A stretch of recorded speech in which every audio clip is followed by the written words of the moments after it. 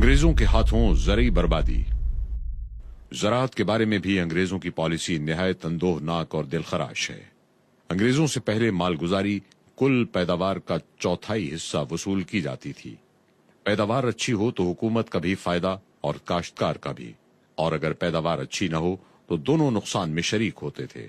مگر انگریزوں نے قبضہ پاتے ہی لگان پختہ کر دیا، نقد رقم باندھ دی کہ اتنی تو ہر حال میں کاشتکار کو دینا ہی دینا ہے، خواہ فصل اچھی ہو یا بری۔ اگر پیداوار نہ ہو تو عدم وصولیابی پر قرقی، بیل، ہل، عورتوں کے زیورات نیلام کر کے لگان وصول کیا جاتا اور ہر سال لگان میں اضافہ کیا جاتا رہا۔ 30% عموماً بڑھا دیا جاتا اور بعض جگہوں پر یہ اضافہ 50%، 70 اور 100% تک جا پہنچا۔ لیبر پارٹی کے بانی جے کیئر ہارڈی کا بیان: ہندوستان میں ٹیکسوں کا 80% زمینوں کے لگان سے وصول کیا جاتا تھا۔ کاشتکار کی 50% سے 65% پیداوار لگان میں وصول کر لی جاتی تھی۔ اس کے علاوہ دوسرے ٹیکس بھی ادا کرنے پڑتے تھے۔ یوں اسے تمام ٹیکسوں کی مد میں اپنی پیداوار کا 75% حکومت کو ادا کرنا پڑتا تھا۔ مسٹر ولیم وڈ برن نے 1897 میں ہاؤس آف کامنز میں تقریر کرتے ہوئے بر صغیر کے باشندوں کی تباہ حالی اور مفلسی کی 3 وجوہ بیان کی۔ پہلی وجہ مالگزاری میں اضافہ، اور وہ بھی اس طرح کہ بعض جگہوں میں تو 100% اور بعض خصوصی اراضیات میں 1000% تک بڑھا دیا جاتا ہے۔ دوسری وجہ خاص سبب رعایا کی تباہی کا وصولی لگان کا ظالمانہ طریقہ ہے۔ سالانہ ایک مقررہ رقم ایک معینہ وقت پر وصول کی جاتی ہے۔ فصلوں میں نقصان کاشتکار کو اٹھانا پڑتا ہے اور سود پر قرضہ حاصل کرنا پڑتا ہے۔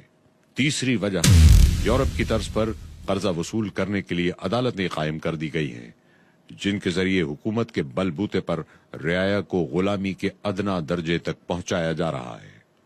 سنگ دل اور خود غرض انگریزوں نے بر صغیر کے کاشتکاروں کو بے رحمی کے ساتھ برباد کیا اور کاشتکاری کو بھی فنا کے گھاٹ اتار دیا۔ لگان کے بھاری بوجھ اور وصولی کے انتہائی جابرانہ طریقے سے خائف کسان ہر سال زمین جوتتا اور زمین کو لگاتار بوتا ہے، جس کی وجہ سے زمین انتہائی درجے کمزور اور پیداوار میں نہایت کمی ہو گئی۔ ہندوستان میں پیداوار کا اوسط فی ایکڑ زمین دوسرے ممالک کے مقابلے میں ملاحظہ ہو۔ چاول کی پیداوار: ملک اسپین، پیداوار فی ایکڑ 62.9 من، رقبہ کاشت 6900 ایکڑ۔ اٹلی 43 من، رقبہ کاشت 1,37,500 ایکڑ۔ ہندوستان 14.9 من، رقبہ کاشت 3,26,07,091 ایکڑ۔ گندم کی پیداوار: بیلجیم 26 من فی ایکڑ، برطانیہ 22 من فی ایکڑ، ہندوستان 8 من فی ایکڑ۔ انگریزوں کا ملعون اقتدار آیا تو حالت پلٹنا شروع ہو گئی۔ کثرت پیداوار کی جگہ قلت نے لے لی۔ ارزانی کی بجائے گرانی اور آسودگی کی بجائے فرسودگی ظاہر ہونے لگی۔ عام آبادی قحط اور گرانی کی وجہ سے لاکھوں بلکہ کروڑوں کی تعداد میں مرنے لگی۔ خاص کلکتہ جو انگریزی اقتدار کا گڑھ تھا، اس میں مہنگائی کا اندازہ لگائیے کہ 1738 عیسوی میں 1 روپے میں 2 من 30 سیر گندم یا چاول ملتا تھا اور سرسوں کا تیل 12 سیر ملتا تھا، اور 1880 عیسوی میں 1 روپے میں چاول 12 سیر اور گندم 11 سیر ملتی تھی، جبکہ سرسوں کا تیل صرف 4.5 سیر۔ مہنگائی کے کئی اسباب میں ایک سبب یہ بھی تھا کہ بر صغیر سے غلہ نہایت فراوانی اور کثرت کے ساتھ جہازوں میں بھر بھر کر انگلستان اور دیگر ممالک بھیجا گیا۔ رائل ایگریکلچر سوسائٹی کی رپورٹ میں درج ہے کہ 1883 میں 11,86,83,710 من گندم ہندوستان سے باہر بھیجی گئی، یعنی 1883 میں ہر گزرنے والے منٹ میں 229 من گندم بر صغیر سے نکالی گئی۔ سرکاری اعداد و شمار کے مطابق فی منٹ چاول 118 من، گندم 65 من، ارہر کی دال 50 من، مسور کی دال 55 من، مونگ پھلی 55 من بھیجی گئی۔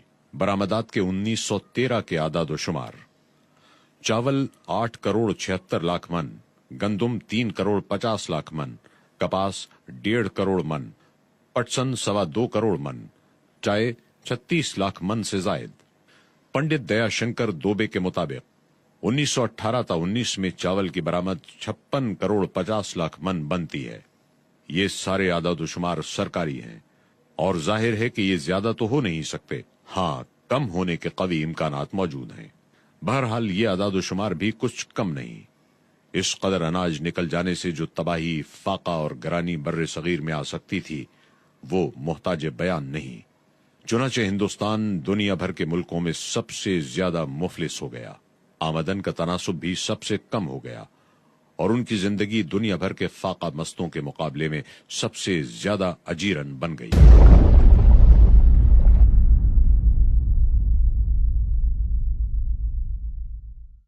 Mister Peter Freeman, member parliament और सदर कॉमनवेल्थ ऑफ इंडियन लीग का कहना है, अंग्रेजी हुकूमत ज़राअत पर हिंदुस्तान की आमदनी से सिर्फ 1% खर्च करती है।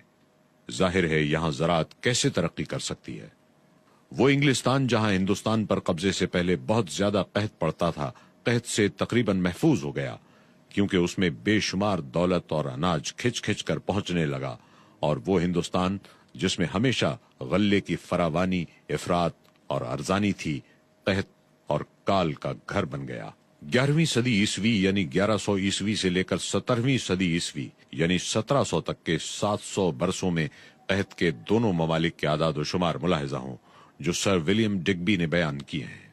17वीं सदी तक इंग्लिस्तान में कुल 100 कहत और हिंदुस्तान में सिर्फ 17, जबकि अंग्रेजों के बर्रे सगीर पर कब्जे के बाद 1700 ईसवी से 1800 ईसवी तक इंग्लिस्तान में 7 कहत, जबकि हिंदुस्तान में 11 कहत पड़े। 1801 ईसवी से 1900 तक इंग्लिस्तान में सिर्फ 1 कहत और हिंदुस्तान में 31 कहत, जिनकी वसत तमाम बर्रे सगीर पर हावी थी। मिस्टर जे केयर हार्डी, बानी लेबर पार्टी बरतानिया ने लिखा, 1860 से 1910 तक सिर्फ 50 बरस के अरसे में हिंदुस्तान में भूख और फाके से मरने वालों की तादाद 3 करोड़ नफूस पर मुश्तमिल थी।